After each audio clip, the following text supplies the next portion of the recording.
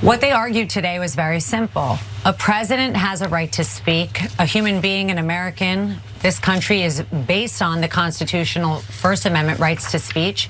He had that right, and he did so. He has also a right as the executive branch to question and provide election integrity. God knows our country needs that right now, Janine. I know you know it. I know it. The American people know it. So that's why we're looking at this from a serious standpoint of constitutional violations. That is Alina Habba, Trump lawyer, talking about the legal strategy that the Trump team rolled out this week in the Georgia election subversion RICO case, saying there that they are going to defend everything that he did and said as being encapsulated under the First Amendment. As she points out, in America, you have free speech. A human has free speech, and she's right.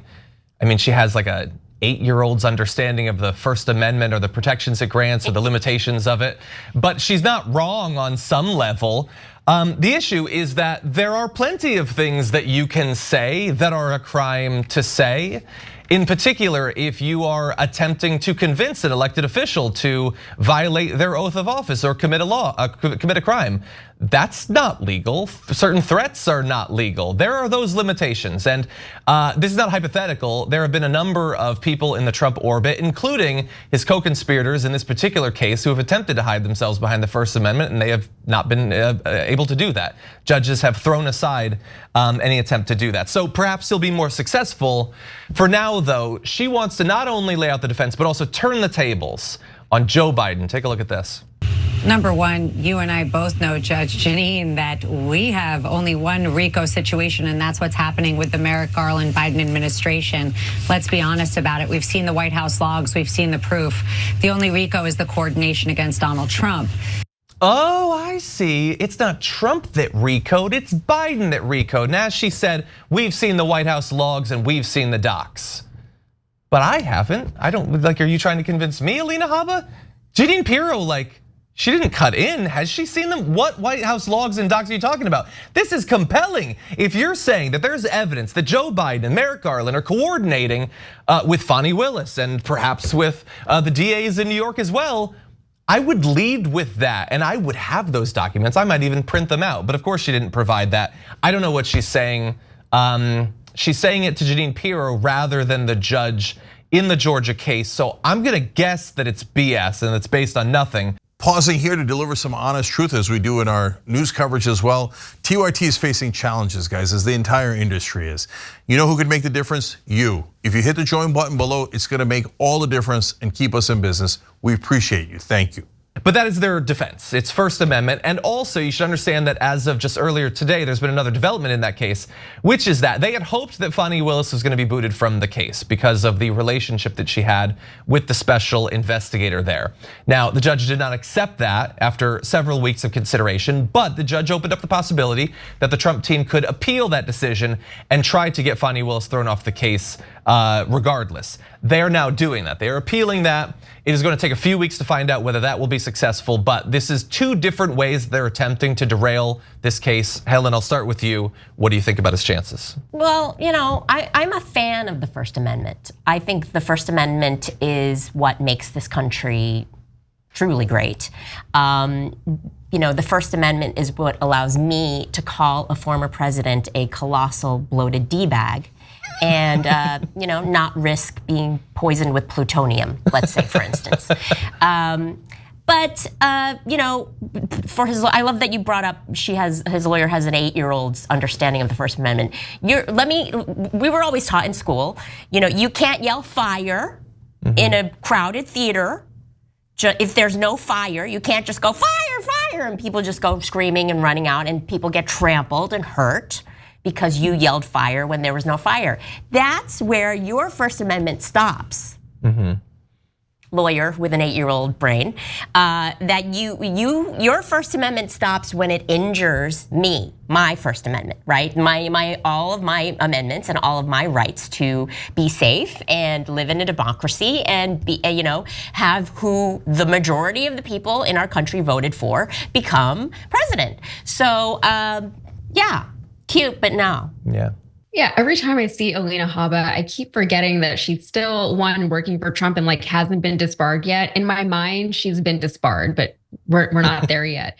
But yeah, like adding on to what Helen was saying, the thing that these Trump people seem to constantly forget is that these laws and amendments and rights, et cetera, all these things that they hold so sacred, they're not completely unconditional, right? We have freedoms of press, for example, but it's still considered slander and libel if you say in print something that isn't true, right? That's still an offense. And you're not allowed to commit crimes regardless of how that is being done. And oftentimes to commit a crime, you often have to speak and write down words, right? So another thing that keeps coming up with Trump and a few of his associates, I guess we can call them, is whether or not they lied intentionally, knowingly, with malintent, or with actual malice.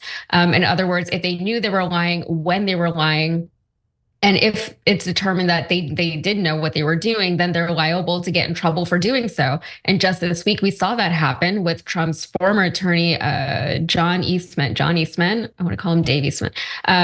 John Eastman. And I don't know if we're going to get to it later, but also Carrie Lake. We're seeing all that play out right now with Carrie Lake. So they're trying to make lying less of a criminal offense because it's such an integral part of all of their schemes that they're running. And it is costing them. So they're trying to just make that not be a thing anymore. Yeah, 100%. Look, Rudy Giuliani as well. He owes over $100 million to the election workers that he defamed. Doesn't he have a First Amendment right? Well, yeah, you do have rights under the First Amendment, but there are also laws. I think it's the same lawyer who's going to get Carrie Lake for the same thing, if I'm not mistaken. Yeah, so there are limitations, and there need to be limitations, and they even think there should be limitations in areas where there shouldn't be. So, like, if you can theoretically say anything, why do they keep bringing up that they think that like Joe Biden talked to one of Hunter Biden's business associates on the phone? Doesn't he have a free speech right? Again, like you cannot just throw out these platitudes, these slogans. Like the Constitution is not made to be digested in slogan form. There's actually like constitutional law. There are theorists of the Constitution. You can understand deeper than that, or at least some people hypothetically can. And so we're gonna have to see in this case.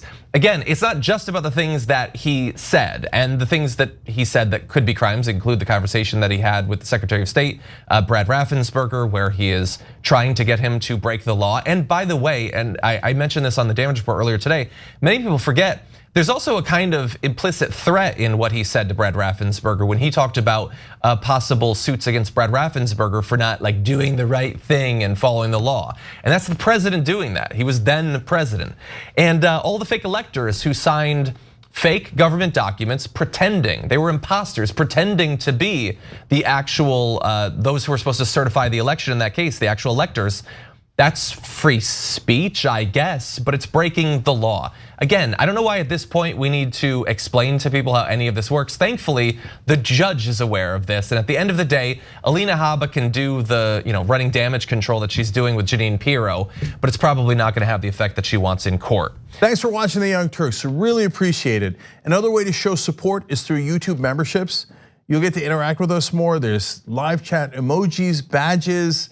You've got emojis of me, Anna, John, JR, so those are super fun. But you also get playback of our exclusive member-only shows and specials right after they air. So all of that, all you gotta do is click that join button right underneath the video. Thank you.